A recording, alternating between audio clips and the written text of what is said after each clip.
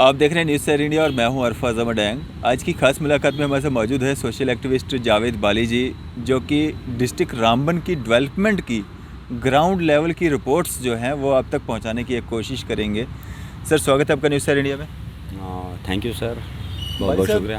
आप रामबन डिस्ट्रिक्ट की अगर हम बात करें, डेवलपमेंट में कहाँ पे पाते हैं डिस्ट्रिक्ट रामबन को? मुझे लगता है ऑल जम्मू एंड कश्मीर में जो डिस्ट्रिक्ट रामबन का जो डेवलप है वो ज़ीरो है। कैसे? वो इसलिए क्योंकि मैं ऑल कश्मीर घूमा हूँ, मैं हिंदुस्तान के तमाम स्टेटों में घूमा हुआ इंसान हूँ। अगर हम कश्मीर में जाते हैं, अगर वहाँ किसी एलपी गाड़ी को कहीं अंदर किसी गार्डन में सेब लोड करने जाना होता है तो वहाँ अंदर भी ब्लैक टॉप करके होता है उस रोड को। और ये जो इलाका नील है, जो इलाका नील चमलवास जो रोड है, ये कम से कम मुझे लगता है 1990 से पहले का ये बना हुआ है और आज तक भी मैग्डमाइज नहीं हुआ इस पर। तो धोखा हो रहा है इलाका नील के साथ, बहुत बड़ा धोखा हो रहा है। और हमारा एक नेता है वहाँ इलाका नील से जो अपने आप को किंग ऑफ डेवलपमेंट मानता है, कहता है, और वो गरीब आवाम को धोखा दे रहा है, बहुत ज़्यादा धोखा दे रहा है वो गरीब आवाम को। किंग ऑफ डेवलपमेंट तो उसको लोग कहते हैं ना, वो खुद को अपने आप को खुद थोड़ी ना कहता होगा। नहीं, लोग थोड़ी कहते हैं, वो खुद कहता है। ये जो कांग्रेस सरकार है ये गरीबों की सरकार है और धोखा हो रहा है वहाँ की गरीब आवाम के साथ, बस। और वहाँ जो इलाका नील है, आज तक आपको पता है कुछ पीछे जो इलाके हैं अभी तक लाइट नहीं है। 1947 में हिंदुस्तान आज़ाद हुआ है, आज भी उस इलाके में लाइट नहीं है। तो मैं समझता हूँ कि लानत है उस वैसे नेता के लिए जो 5 साल 3 साल 4 साल जिन्होंने मंत्री की कमांड की कांग्रेस सरकार में। नेक्स्ट बार जब बीजेपी का सरकार था तब भी उन्होंने एमएलए का इलेक्शन जीता और उसके बाद भी आज तक भी लाइट नहीं है इलाका नील। नील कहाँ पे, कौन से गांव की बात कर रहे हैं? ये मैं इलाका नील की बात कर रहा हूँ, मैं दूर तहसील बनाल के दूर दराज इलाकों की बात कर रहा हूँ जो 60 से 70 किलोमीटर की दूरी पे। और किस तरह की दिक्कतों का सामना वहाँ के लोगों को करना पड़ता है? अभी तक मैग्डमाइज नहीं हुआ रोड का, लाइट नहीं है उन इलाकों में। और जो 70 किलोमीटर तहसील बनाल से दूर जो इलाका है वो बैकवर्ड तो ऑलरेडी है, वो तो आप समझ रहे हो वो बैकवर्ड है क्योंकि वहाँ लाइट नहीं है। वहाँ का लड़का तहसील बानहाल में आकर किसी चीज़ की ट्यूशन लेता है, पढ़ाई करता है, एजुकेशन को हासिल करता है, वो बानहाल में कमरा एक लेता है किराए पे, वहाँ पे रहता है। और बानहाल जो ग्राउंड जोन हेडक्वार्टर है वो भी बैकवर्ड है, उसको भी बैकवर्ड किया उसने, किंग ऑफ डेवलपमेंट ने। उसने धोखा दिया, उसने इलाके में कुछ नहीं किया और तहसील बनाल की गरीब आवाम को उसने धोखा दिया। बस हमें यही गला शिकवा है। तो जावेद साहब, अब तो जिम्मेवारियां जो हैं वो बांट दी गई हैं। अब तो डीडीसी इलेक्शन हुए हैं, डीडीसी जो चेयरमैन जीत के आए हैं, अब तो जिम्मेवारियां उन पे हैं ना, वो लोग तो काम कर रहे होंगे। मेरे भाई, मैं आपको एक बात बताना चाहूँगा कि जम्मू कश्मीर के वो रेवेन्यू कमिश्नर, क्या नाम था उनका, बशीर अहमद रुनियाल साहब, वो अभी लेटेस्ट जीत के आए, ये डीडीसी इलेक्शन जीत के आए। तो उन्होंने जब इलेक्शन जीता तो इलेक्शन जीतने के बाद आज तक वो जम्मू में बैठे हैं, अपने एयर कंडीशन के नीचे बैठे हैं अपनी हवेली में, और वहाँ की गरीब आवाम ने गलत डिसीजन लिया, उसको डीडीसी काउंसलर बनाया। क्यों? वो तो एयर कंडीशन के नीचे बैठे हैं। अगर वो एयर कंडीशन के नीचे नहीं बैठते, वहाँ की गरीब आवाम के साथ गुलमुल रहते, वहाँ जो कोई सरकारी बिल्डिंग बनी है उसको ग्राउंड लेवल पे देखते, वो देखने के लिए उनके पास टाइम ही नहीं है। वो एयर कंडीशन के नीचे यहाँ आराम फरमा रहे हैं। नंबर 1, कुछ दिन पहले मैंने उनको देखा था। बात सुनो, मीडिया के सामने देखा आपने कुछ दिन पहले मीडिया ने उनको यही सवाल किया था कि आप इतने अरसे से, जब से आपने काउंसिलर इलेक्शन जीता, आप जम्मू में ही है, आप जम्मू से आए नहीं यहाँ पर।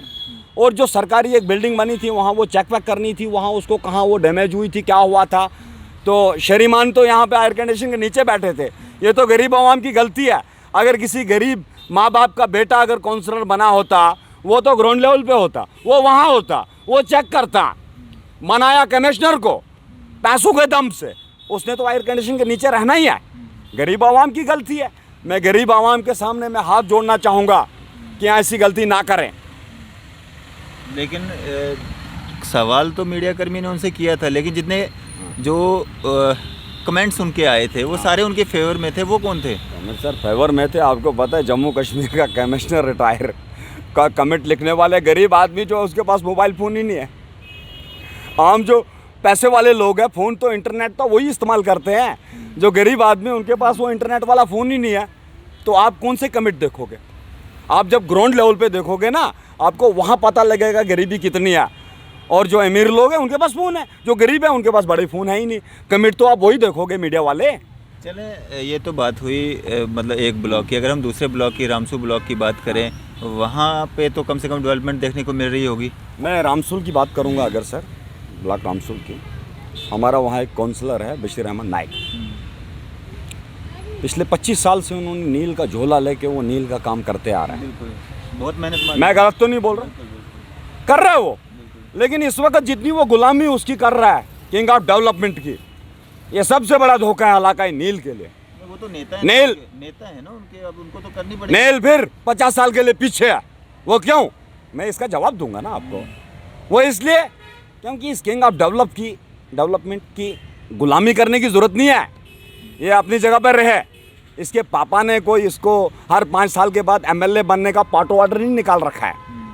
मैं डेमोक्रेसी मुल्क में रहता हूँ, मैं भी बन सकता हूँ, कल मैं भी इलेक्शन लड़ सकता हूँ, एमएलए मैं भी बन सकता हूँ, बराबर हुकूक है मुझे भी बोलने का। ये हिंदुस्तान सरकार में मुझे लागू है इतना। नहीं, इलेक्शन तो आप लड़ेंगे, लेकिन लोगों का प्यार भी तो मिलना चाहिए। क्यों नहीं मिलेगा प्यार? क्या बात कर रहे हैं आप? मैं शौकत जावेद डेंग की तरह मैं नील आवाम के, गरीब आवाम के वोटों का सौदा नहीं करने वाला बंदा हूँ। मेरा नाम जावेद बाली है, मेरा नाम जावेद बाली है। मैंने वहाँ पे वेपन लेके ड्यूटी की है जहाँ 5 मिनट के बाद मिलिटेंट का फायर आता था। और ये जो अपना रविंदर राणा है ना, ये जो बोलता है ये वो इधर उधर, जो ये जो प्रोपेगेंडा फैला रहा है यहाँ जम्मू एंड कश्मीर में, इस प्रोपेगेंडे का आपको पता है कि इसका जवाब किसको भुगतना पड़ता है? एलसी लाइन पे जो एक सेना का जवान ड्यूटी होता है ना, वो इसका जवाब भुगतता है। इसको पता नहीं, ये पता नहीं कहाँ पुलिस फोर्स में बावर्ची रहा है कि किसी फोर्स में ये कुक की ड्यूटी इसने किया है। मुझे नहीं मालूम, मैं इसकी जानकुंडली पूरा नहीं जानता हूँ, लेकिन ये जम्मू कश्मीर में ये सबसे बड़ा प्रोपेगेंडा फैलाता है रविंदर राणा। खामियाजा मतलब सिक्योरिटी फोर्सेस को बिल्कुल भुगतना पड़ता है। अगर ये इंटरनेशनल लेवल पे कैमरा के सामने प्रोपेगेंडा करेगा, देखो ये मैं एक सैनिक हूँ, रिटायर हूँ हिंदुस्तान आर्मी से। मैं जानता हूँ कि हमारे पास ऐसे ऐसे कैट कमांडोज है, ऐसे कमांडोज है जो एक बाजू से 3 तालिबान को उठा सकते, 3 तालिबानियों को उठा सकते हैं एक बाजू से। ऐसे कमांडोज हमारे हिंदुस्तान सेना में है, लेकिन इसको बोलने का कोई हक नहीं है। पता क्यों? ये एक नेता है, बीजेपी सरकार ने कोई अपॉइंटमेंट यहाँ पे इसको दिया है। इसका काम है गरीब आवाम का देखभाल करना, गरीब आवाम के मसले मसाइल देखना, मुद्दे की बात करना इसका काम नहीं है। वो जो सेना के जो अफसर साहिबान हैं, बिपिन रावत बैठे हैं वहाँ पे, राष्ट्रपति बैठे हैं, वो डिसाइड करेंगे कि हमने कहाँ कार्रवाई करनी है और क्या करना है। इसका काम नहीं है वो, ये लटा है। और इस लटे की वजह से एलसी लाइन पे हमारा सैनिक उस चीज़ का जवाब भुगतता है। तो भुगतने दो, मेरे तो से बोलने दो इसको जितना बोलेगा। ये कोई पहला नेता तो नहीं है जो इस तरह की बातें करता है। इससे तो पहले भी बड़े इससे पहले सारे कौन नेता- कर रहा था बताओ? सारे इस टाइप की बात कौन कर रहा था? सारे ये नेता- कर देगा, सारे वो नेता- कर देगा, ये कर देगा, वो कर देगा। कौन बोल रहा था? कौन बोल रहा था? अभी महबूबा ने पीछे एक हफ्ता पहले एक बयान दिया। उन्होंने कहा हिंदुस्तान सरकार को हमारे साथ फैसला कर लेना चाहिए था, नहीं तो कल तालिबान अंदर घुस जाएगा। क्या हिंदुस्तान की सेना ने वहाँ पे क्या चूड़ियाँ पहन रखी है क्या? तालिबान अंदर ऐसे घुस जाएगा क्या? ऐसे घुस जाएगा? मैं एक ही बात पे, देश के प्रधानमंत्री माननीय नरेंद्र मोदी ने चाहे काफ़ी कुछ गलत काम भी उन्होंने किए, कुछ भी किया, जो भी चाहे, देश भेजा, एयरपोर्ट भेजा, रेलवे भेजी, वो हमें कोई मतलब नहीं उससे।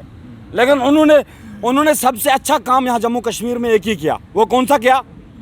जो इन्होंने अपने पापा की जागीर समझ रखी थी ना, जो नेतागिरी पिछले कुछ सालों से जो चला रहे थे, अपने भाइयों को, अपने रिश्तेदारों को, अपने फलानियों को लगातार ये अफसर रैंक पे लेते थे। मेरिट नाम की कोई चीज़ ही नहीं रही जम्मू कश्मीर के अंदर। तो ये चीज़ उन्होंने अच्छी की। उन्होंने कहा, जब वो कश्तवाड़ में आए थे एक बार, उन्होंने तकरीर में कहा कि इनकी ये जागीर नहीं है कि ऑलमोस्ट जम्मू कश्मीर की सरकार को यही लोग संभालें। आप लोग डेमोक्रेसी मुल्क में रहते हो, कोई और भी आप भी संभाल सकते हो, मैं भी संभाल सकता हूँ सरकार जम्मू कश्मीर की। बिल्कुल। चलिए अब घूम फिर के फिर से हम बानिहाल में आते हैं। वहाँ पे इम्तियाज़ खांडे जी को जिम्मेवारी मिली है। तो इम्तियाज़ खांडे कांग्रेस से ही बिलोंग करते हैं, तो वो अपने एरिया में काम कर रहे होंगे अच्छे से। मैं इम्तियाज़ खांडे और जो उसका एक पीए रह चुका है, वो क्या नाम है उसका, वो इलियास वानी, मैं माशाल्लाह मैं तकरीर करना नहीं जानता हूँ। इलियास वानी तो वकार रसूल का पीए था ना, उसका इम्तियाज खान का रसूल का पीए था, अभी अलग है वो उससे। तो अलग है। मैं लोगों के सामने इमोशनल तकरीर नहीं दूंगा कि मतलब लोग मुझ पे मेरे ऊपर फ़ैन हो, मुझ पे फ़िदाइन, मेरे ऊपर फ़िदाइन बन जाएं लोग। मैं वो चीज़ नहीं बोलूँगा जो इलियास वानी लोगों के सामने बोलता है। इलियास वानी का लोगों के सामने चेहरा कुछ अलग है और पीछे जो है वो अलग है। मैं एक हिंदुस्तान आर्मी का सोल्जर था, जब मैं कश्मीर में ड्यूटी था, जम्मू में था, दूसरी स्टेटों में था। मैंने इलियास वानी को मौजूदा सरकार में बोला कि मैं नील में रहता हूँ, मुझे एक पोल दे दे। 4 साल उन्होंने मुझे धोखा दिया। हाँ 4 साल हाँ में हाँ मिलाया। वो कम है? वो गरीब आवाम के सामने जो इमोशनल तकरीर देता है और जो गरीब आवाम को धोखे के उसमें जाल में लेता है, शायर मैं भी बोल सकता हूँ, लेकिन शायर किस लिए बोले हम यार? हम बहुत दुखी है। आपको इलाका नील के गगरनाक इलाके की पता है आपको? आज तक गगरनाक में पानी नहीं है, गगरनाक इलाके में, लेकिन माशाल्लाह अल्लाह के फजलो करम से गगरनाक में एक ऐसे ऐसे ठेकेदार लोग हैं। मैं विज़िट करूंगा एक दिन गगरनाक में। गगरनाक में ऐसे ऐसे ठेकेदार है। एक ठेकेदार खुद अपने पैसों से पाइपें लेगा, अपने पैसों की लेबर लगाएगा, बजमुंडू से लेकर गगरनाक तक पानी आएगा, अलग एक लाइन आएगी, खुद आएगी। क्या गवर्नमेंट सरकार फेल हो गई, पानी नहीं दे पाई। और जो किंग ऑफ डेवलप, और अगर आप इम्तियाज़ खांडे की बात कर रहे हो, खांडे साहब ने तो अपना बिजनेस संभालना है, अपना कारोबार संभालना है, बाकी आप तो देख ही रहे हो ग्राउंड में हो क्या रहा है। नहीं। अगर 1995 या 1990 में नील रोड बनाया है तो इस वक्त तक भी वो मैक्सिमाइज नहीं हुआ है। तो आप खुद सोचो फिर वहाँ क्या, गगरनाक में पानी नहीं है, नील में पीछे डिस्टर्ब इलाकों में लाइट नहीं है, मोहम्मद के पीछे वाले इलाकों में लाइट नहीं है, कावना में पीछे लाइट नहीं है, तो आप क्या बात कर रहे हो सर? नहीं, आपने तकरीबन जो है हर एक पार्टी का जो यहाँ पे मतलब एक पोल खोल वाला सिस्टम चला दिया। सुनो, हर एक पार्टी की बात नहीं कर रहा हूँ। सुने मेरी बात, मैं ओनली बात, मेरी बात सुने पहले मेरी बात सुन लें भाई साहब। अब आप बताएं ये सब ठीक कैसे होगा? एजुकेशन सिस्टम, रोडें, सड़कें, पानी, बिजली, इसके लिए रास्ता क्या है? किसी भी पार्टी के नेता के लिए आपने जगह तो छोड़ी नहीं कि सारे करप्ट हैं, सारे एक जैसे हैं, लेकिन अब ठीक कैसे होगा? पिछली बार डेंग साहब मैं आपके पास आया, मैंने सबसे पहले आपके सामने एक मुद्दा उठाया। मैंने आपको यही बताया कि हमारे नील के अंदर कितने स्कूल है, एक हाई सेकेंडरी है, 4-5 स्कूल है, एक मास्टर है जो 15 साल से एक स्कूल में पोस्टिंग है, 20 साल से एक स्कूल में है। मैं रिटर्न में लिख के लाता मैं एलजी गवर्नर साहब से, मनोज सिन्हा साहब से और एजुकेशन डायरेक्टर साहब से मैं गुजारिश करना चाहूँगा, मैं रिक्वेस्ट करना चाहूँगा इन दोनों से कि इलाकाई नील के अंदर जो मास्टर अपने घर के बगल में 200 मीटर की दूरी पे पिछले 8 साल से 10 साल से पोस्टिंग है, उसको कम से कम उसको थोड़ा सा तहसील लेवल पे उसको थोड़ा सा 100, 50, 30, 40, 50 किलोमीटर की दूरी पे उसकी ट्रांसफ़र होनी चाहिए। नंबर 1, क्योंकि डिस्टर्ब इलाके में वही पढ़े लिखे लोग हैं जो मास्टर लगते हैं। जब मास्टर घर में मास्टर लग गया तो वो 15-20 साल वो वहाँ रहेगा ड्यूटी, वो मुंह खोलेगा नहीं, वो किसी नेता के बारे में बोलेगा नहीं कुछ। अगर वो बोलेगा तो वो ट्रांसफ़र हो जाएगा। सबसे पहले मैंने सबसे बड़ी बीमारी पकड़ी थी, इस बीमारी के ऊपर आप लोग ध्यान नहीं दे रहे हो। कम से कम इन एजुकेशन वालों को पहले ट्रांसफ़र तो करो, इनको हटाओ। तो जो एक एजुकेशन वाला अपने घर के बगल में 200 मीटर की दूरी पे स्कूल है, वहाँ पे पिछले 8 साल से ड्यूटी कर रहा है, उसको तो हटाओ पहले, उसको कम से कम दूसरी जगह पे ड्यूटी तो डालो, फिर आपको पता लगेगा, वो भी कैमरा के सामने आएंगे। इसीलिए वो लोग आते, पढ़े लिखे वही है, बाकी हम बाहर निकले हुए लोग, हमने सारी स्टेटें देखी, इसलिए हम बता रहे हैं। जावेद भाई, इतना एक्सपीरियंस आप रखते हो, इतनी जानकारी रखते हो, इतनी स्टेट्स में आप घूमे हो, पूरा इंडिया में आपने राउंड अप किया है, ड्यूटीज़ दी हैं। बिल्कुल, आप पूरा हिंदुस्तान आप खुद क्यों नहीं पॉलिटिक्स में आते? खुद क्यों नहीं इसको सुधारते हैं? अभी हमारे देश के प्रधानमंत्री माननीय नरेंद्र मोदी जी ने, अभी आपको पता है 15 अगस्त के दिन लाल किले में अभी अनाउंसमेंट कर दिया, गाठी में यहाँ इलेक्शन होने जा रहे हैं, कुछ ही अरसे के बाद इलेक्शन होंगे। माशाल्लाह मैं भी उसमें पार्टिसिपेट करूँगा, हकूक है, हक है मुझे। ये विकार रसूल को लागू नहीं है, उसके पापा ने उसके लिए पार्ट वाटर थोड़ी कर रखा है, हर 5 साल के बाद वही मंत्री बनेगा। No, never.